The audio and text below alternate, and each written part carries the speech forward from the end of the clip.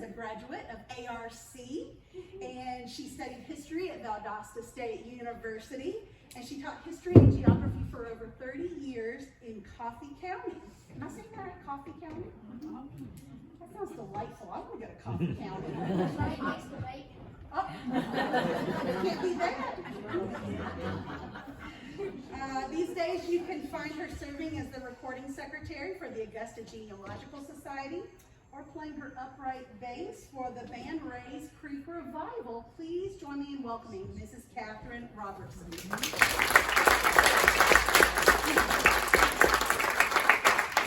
Thank you. I taught middle school for a long time, so I hope you're going to behave better than middle school.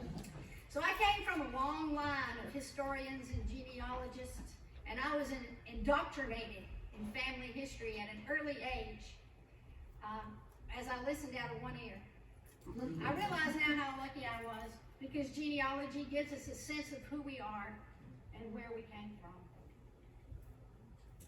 So I didn't become interested in looking into my family history until I retired, and I learned a lot about the process since then.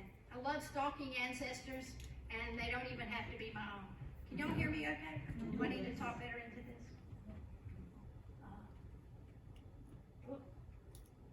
But we're really here to talk about who you are. You are the combination of the DNA of every one of your ancestors all the way back. Just how many ancestors do you have? Well, you know you have 2 parents, and you have 4 grandparents, and you double it every generation. By the time your 6 great-grandparents, you have 256 of them. We'll skip on down, and you can see that you have 16,000 12th great-grandparents, and 1,000,000 18th great-grandparents.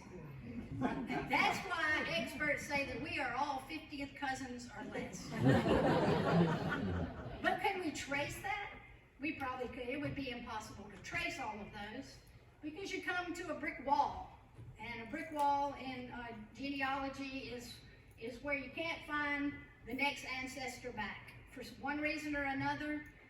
One thing is, up until the 20th century, women married away their maiden name. They didn't put their maiden name as their middle name. They just used, they just got rid of that thing.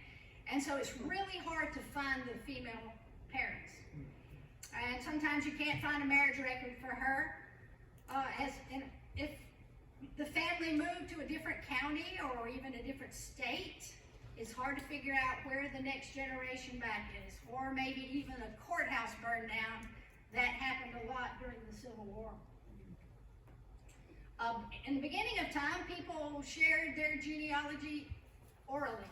And you can see they sat by the fire, usually after dinner, because that was probably the only source of heat in the house. And so everybody got around the fire, and the old people talked, and the young people listened out of one ear like I did. And in the summer, they gathered in the coolest place, which was usually the porch. And the old people talked about things, and children were seen and not heard, until new inventions changed things. And the first thing that changed it was central heat.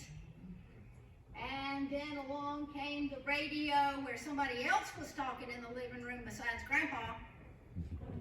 And then, of course, television. And then came the telephone, which my grandfather said was the greatest invasion of privacy a family had, because in the olden days, you rolled up the sidewalks and your family was trapped inside, and you had each other, and nobody could interrupt your family gatherings.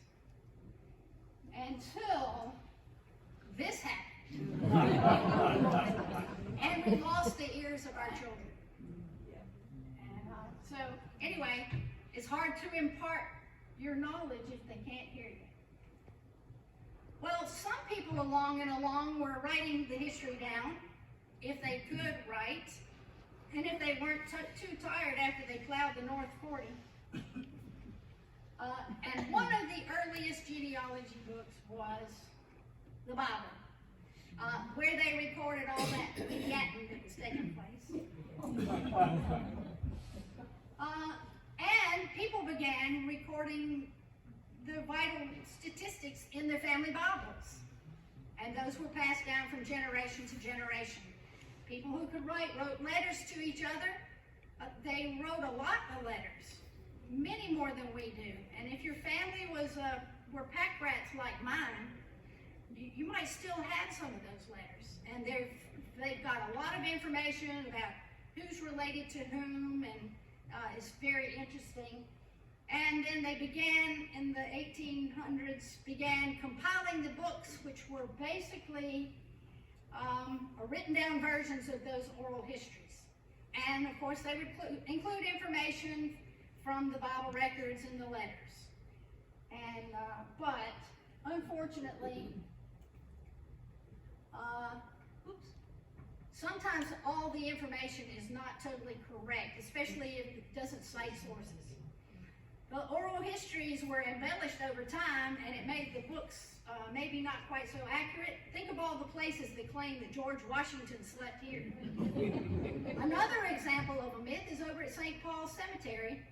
There's a big grave that's a pile of bricks in the corner, and somewhere, some time ago, somebody said that it was the grave of an Indian on his horse standing up. And that story, some people still tell that story. But of course, that could not be true, and it turned out to be the grave of a local tavern keeper. And then, of course, there were families that had one or two crazy genealogists in their family. We had two, one on my mother's side and one on my father's side, which was very fortunate for us. But most of those genealogists relied on those family books that may or may not have been so accurate, and they wrote letters to each other and said, what do you have for Grandpa's father?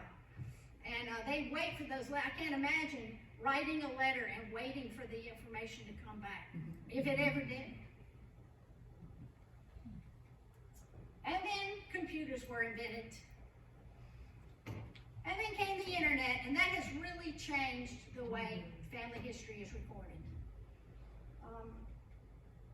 You can find so many records online, and you can see the actual records. And there's so much you can learn from all of that. I'm not going to read you all of those, but there are just tons of records. But how can you get them? Well, before you worry about how you're going to get them, it might be a good idea to write down what you do know. I've got one of these charts, and you can make copies, and you can figure out what you know. It's a good idea, a good way to get started, especially if you're not so computer literate. There are thousands of genealogy websites. Well, maybe not thousands, but hundreds of genealogy websites. But the best, in my opinion, and I'm not advertising for Ancestry.com, but it's the best. And it has a subscription cost. The best free one is FamilySearch.com, and they're owned by the same people. All of these records that are attached, that you can find through these two places, belong to the Church of Jesus Christ of the Latter-day Saints, and they're all online. And there are many on Ancestry.com, and there are some other ones on Family Search. As a matter of fact, Family Search has all the old record books from every county in the United States where the records still exist.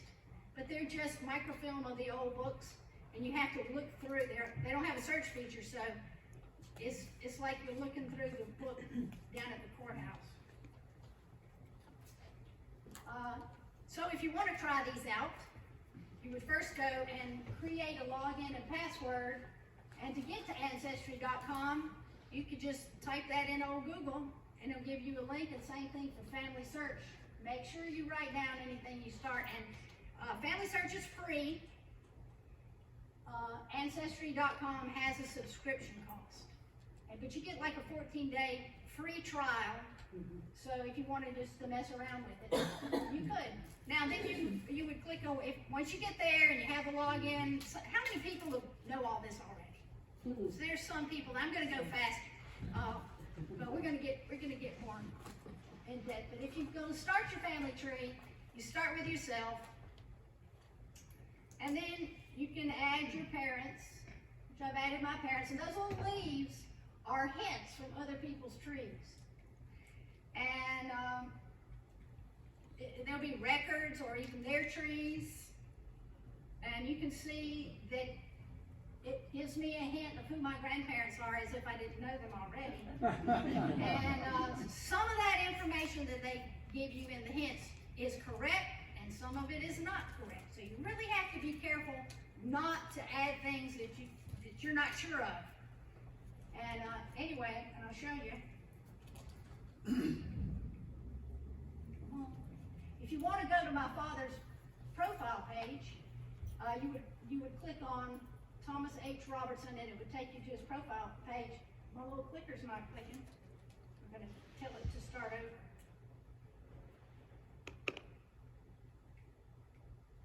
We're stuck.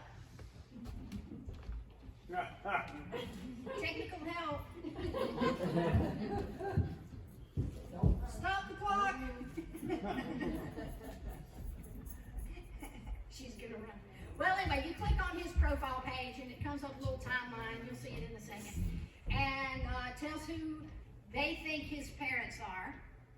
And there you go. Oh, there you go. So anyway, but one thing you'll notice. Gotta go back. There you go.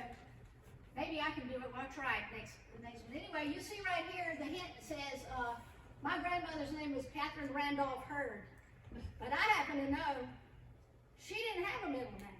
But this ancestry tree is trying to tell me she did. She was a teenager. Everybody else had a middle name, so she made up her fancy middle name for herself. But I just know it wasn't really her name. Oh, it's turning out. I think. Anyway, this is the profile page that's on my tree, and it's got a lot of information. It tells a timeline of his life over here. Here are the records that I have attached. His high school yearbooks from Richmond Academy, his draft card from World War II, 1930 census. He was born in 1927, but there's some other censuses available. I don't even have on there.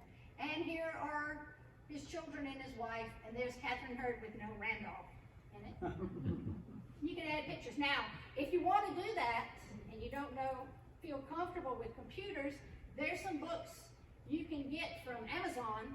They go together, but you can use one or the other, and you can order it, and I've got a little handout to give you that helps you with some of this information when I get there.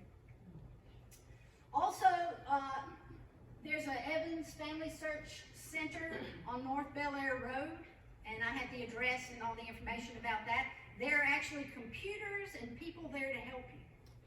And if you wanted to go out there, but you take your login and password that you made, and you can even use some of those subscription websites with no charge if you go to their library, which is a lot of fun. Also, the Augusta Genealogical Society, there's a library, it's over on Clawson Road, and it has a little joining fee, but you can make an appointment. They're not open all the time, but you can call and make an appointment. And also the Georgia Room at the public library is a good place to go. Well, I'll just talk a little bit about census records. Lost track where I was. That's a great way to find out who your ancestors were that you don't know who they are. The first census was in 1790. The Constitution mandated that the census be taken every 10 years, and it went into effect in 1789, and the first census was in 1790. The censuses between 1790 and 1840 only have the names of the heads of households, and everybody else in the family is just a number. And it's really hard to tell who's who. Here's a picture of one of them. This is a 1840 census of my fourth great grandfather, Thomas Glascott Jr. And you see over there are the heads of household, and all these little hash marks are tell you who's in the house. If you zoom in, there he is down the bottom. If you know anybody named Barrett, they're all related to this man. And it says, it has them by age. This one's under 5, this one's 20 to 29, 30 to 39, and this one is 40 to 49, and the women the same thing. You can see where they live and kind of who they are, but you really can't get a whole lot of information for that. The censuses from 1850 to 1950 are the ones that are public. They list the household members, but every census tells a little bit of different story. In 1890, the census burned up. So you have like a 20-year period from 1880 to 1900 where there are no censuses, and that's kind of like the no man's land of censuses. And they listed all the household members. And here's an 1850 census, Richmond County, of Jonathan Meyer Miller, my second great-grandfather. He lived in the Goodale house down on the Sandbar Ferry Road. And if you zoom in, there's Jonathan. He's 29. He's a planter. He's got $20,000 worth of property, and he was born in South Carolina. And then he has all these people in the house with him, but it really doesn't tell how they're related to him. But if you can kind of get the idea that that's his wife. She's 26, Margaret, and then they got 5 children between the ages of 6 months and 7 years. And then down here we have John, 63, and he's a planter. And you might think John Miller is probably the father of Jonathan Miller, but you don't know really for sure. Here's something interesting about him. Go all the way over here. It says lunatic. And he was considered a lunatic. He did a lot of crazy things, and he wound up at the lunatic asylum over on Bull Street in Columbia, where he died. He did get out one time. Anyway, but really, poor Jonathan he probably just had dementia by our today's standards, but poor fella, he ended up in the lunatic asylum. The census of 1940, you can see over those years how many more things are available on there. The red dot over there is my grandfather, George Barrett. They lived on Henry Street. And when you zoom in on them, there he is. They lived at 2644. They owned the house. It was worth $15,000. Imagine one of those houses on Henry Street being worth $15,000. He was 47, 5 years of college.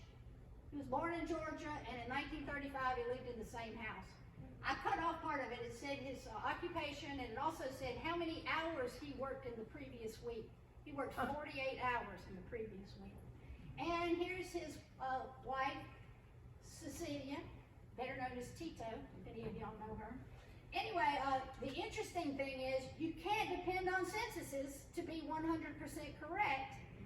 It only depended on who answered the question when the doorbell rang, and also how well the person wrote down the answers. And if I know that Cecilia did not answer the door because she would have known that she wasn't born in Georgia. She was born in Hawaii, and her father was in the Army. And also, the sun hail was not spelled like the storm. Next door to the Elliots of the funeral home thing. Anyway, very interesting things you can learn just from the little census. Wills are an excellent way to learn about family relationships. This is my favorite will because it's a little crazy. He was probably, he wasn't related. Oh yeah, he was. He might have been related to that lunatic. Anyway, this is not a direct ancestor. This is Ulrich Tobler. He lived in Savannah. My 6th great grand uncle. He was descended from people that settled over in New Windsor, which is about where Beach Island is now. It's a Swiss colony that was there before Augusta was even here. Anyway, he says, after he says it's his will, He said, it's my earnest desire that my body be dissected and a critical examination made that might throw light on the diseases incidental to my, and I put innards because it was just not a very polite word that he used. He said, at my decease, it is my most particular desire that the first thing after throwing my carcass in the river or anywhere else should be to pay any just demands against me. And then several pages over, because it was very long and had 3 codicils. It said, I bequeath to my niece, Mary Ann Gray, during her natural life, 300 shares in the state bank, provided that she doesn't come to this city during my life. Anyway, he was never married, and you might know. Also in the will, I request my esteemed kinsman, Casper Nail, to accept my small sword as a token of my regard, and as it is the same that my father had when he was slain, I hope it will never be sold, but descend in the family with this history of it. Where's the sword? We would love to know where the sword was. Anyway, one thing you can tell about this is the will was proved the will was signed, the first part of the will was signed in 1815. There were some codicils in there, but you know he died sometime between 1815 and 1820. And look who witnessed the will, the lunatic.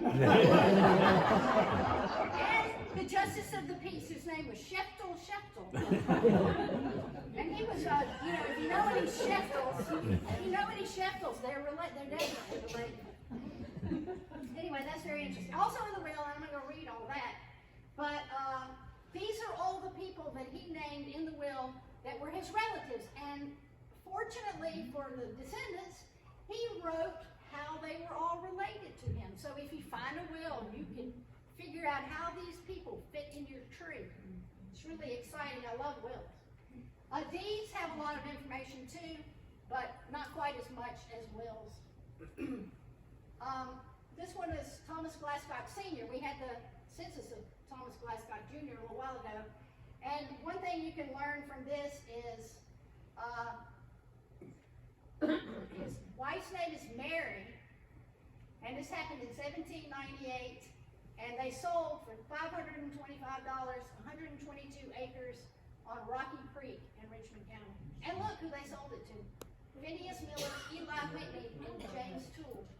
And local history, which may or may not be true, is they say that that's where he invented the cotton gin, but there are several other places that make that same claim. Okay, while we're on Thomas Glascock Jr. and Sr., let me tell you about Jr. and Sr. We know now that it means father and son, but back then, it could mean father and son, but not necessarily so.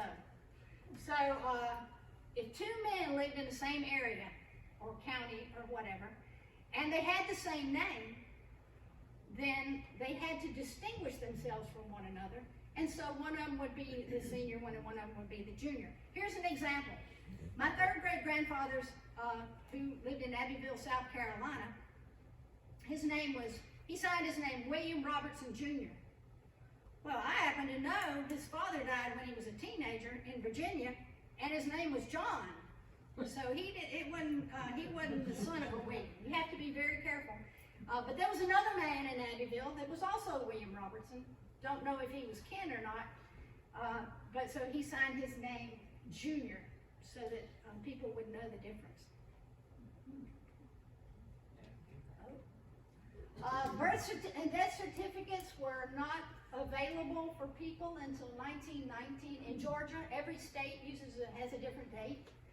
And they weren't really universal until 1929. Did I say 18? I said 1919. 1929, they were universal because between that time, especially in rural areas, people were born and they died at home, and there wasn't necessarily an urgency to go write it down in some courthouse.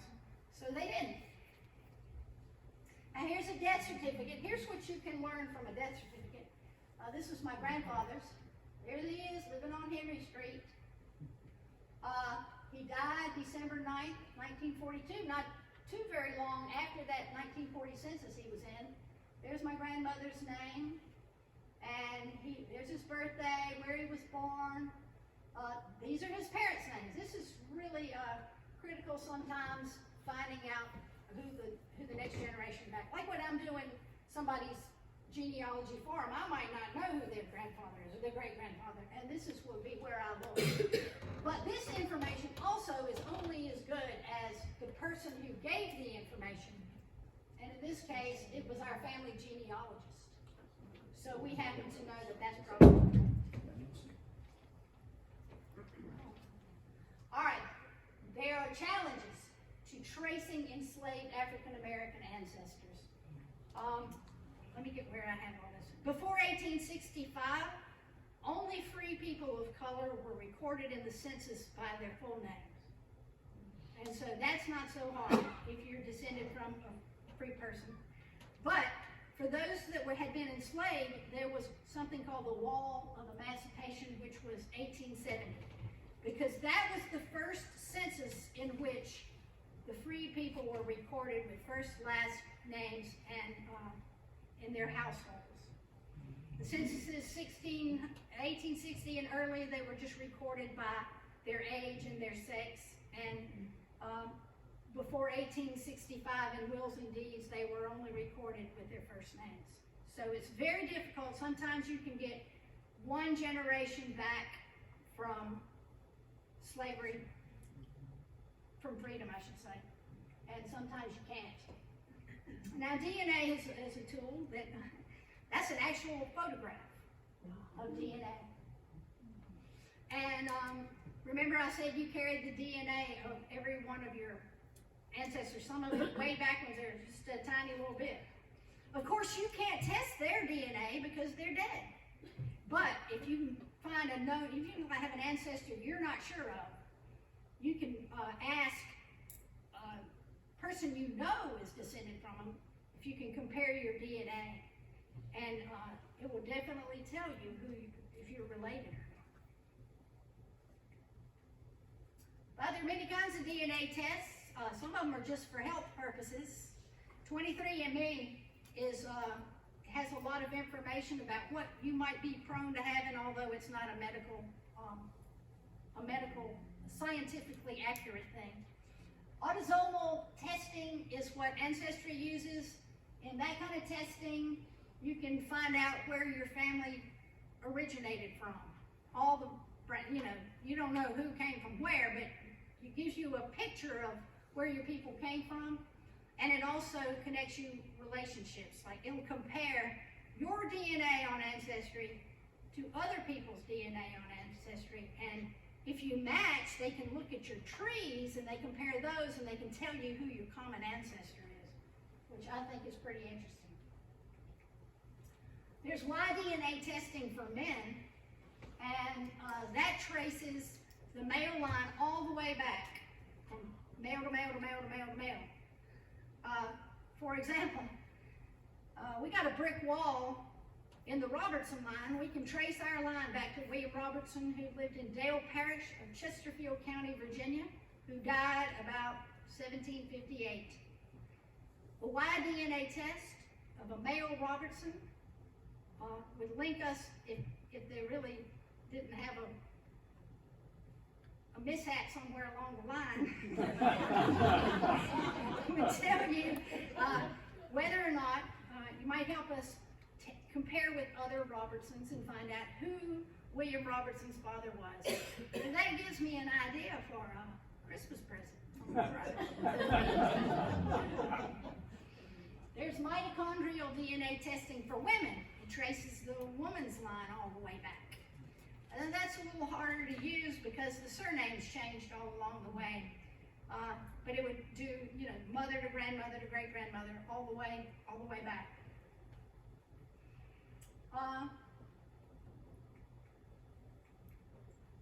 And this is how they talk about me at my house.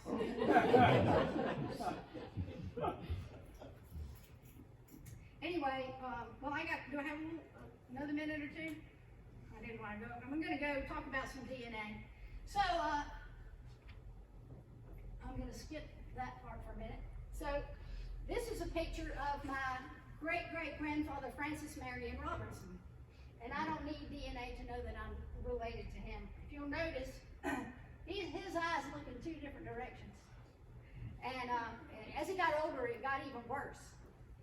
And I don't know which eye he's looking out of, so I'm not sure which one is the real one. He was probably blind in one eye. But here I am with that eye that I still have problems with. So I don't need DNA to tell me I'm related to him. And this is his lovely bride, Henrietta. And so we always argued about who was going to end up looking like her when we got old, not in a favorable way. And guess who won?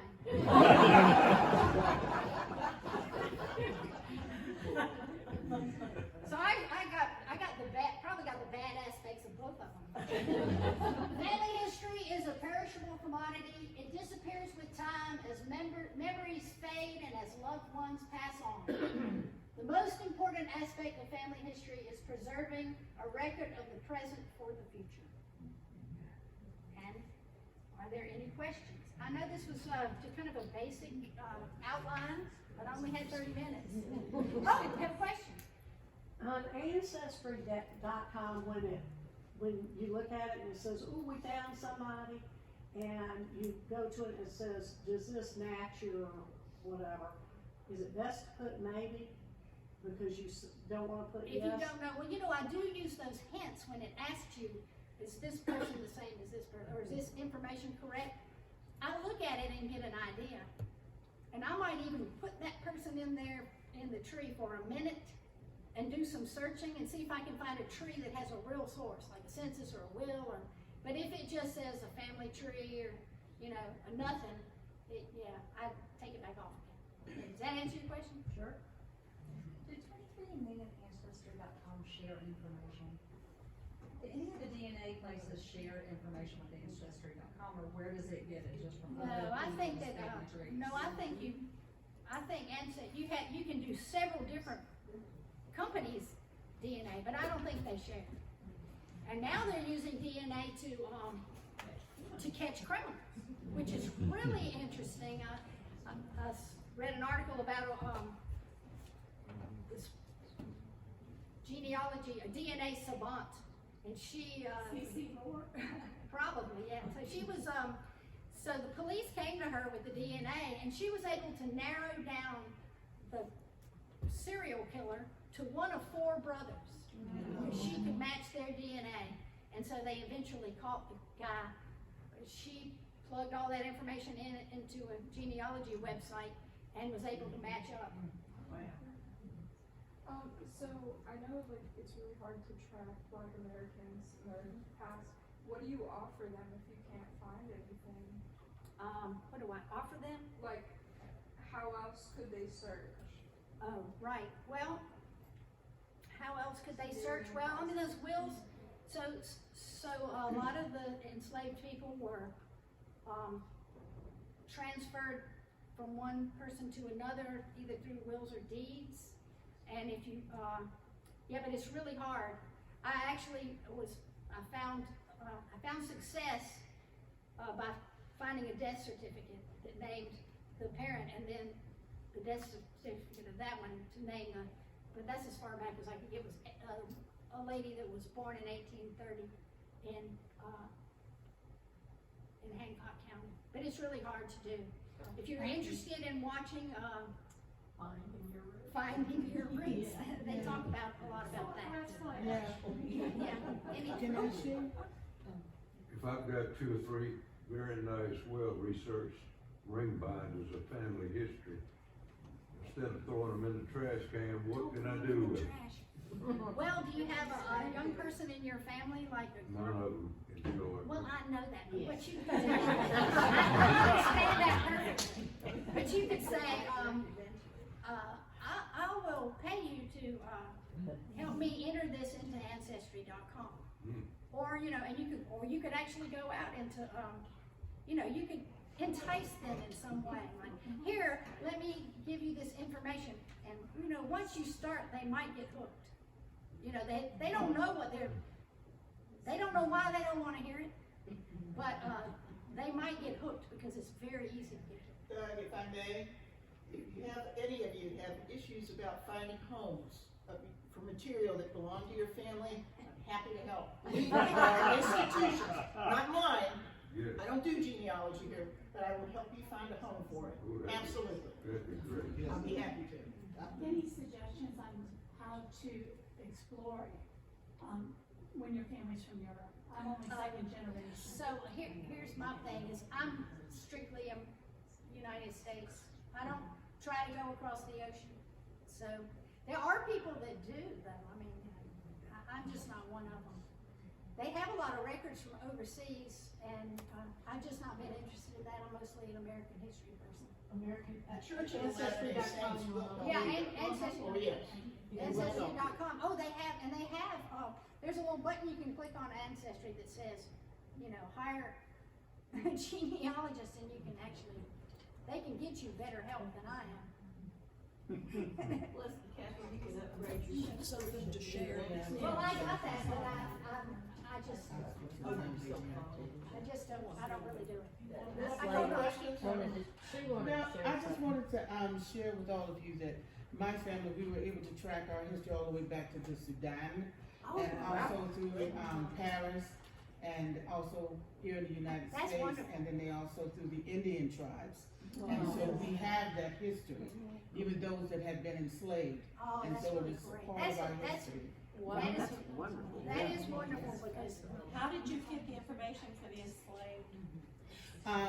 We had some, through the oral history, it was very important for the bloodline because our line went through the kings and queens of the Sudan. And so it was very important, that lineage.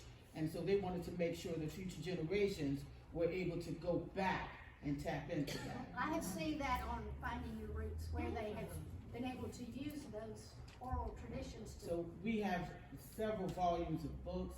They're in Kingstree, South Carolina, and we have a historian, and she's a keeper of the history. That's just amazing. That's wonderful for your family. Wonderful to know. Somebody else? Adoption. Oh, adoptions. Yeah, that's there's a, I'm not a real fancy DNA person, but DNA would be the way to go with that. Yeah, because my grandfather was adopted. Right, so, but you could do a DNA test and find somebody, not me, that could help you plow through DNA and get connected. There is a website on the Facebook page called DNA Detectives. Have you ever read that? No. Go, just put it in the search bar, DNA Detectives. It's got a lot of amazing stories, and I think it's done by that same lady, what was her name? C.C. Moore? Yeah. So, I mean, and it's got like 60,000 people, Okay. you know, Yeah. and We read up on those and you can get a lot of good hints from that. We think we found his mother, but we have no idea how to find his father because of the time period. Time to DNA.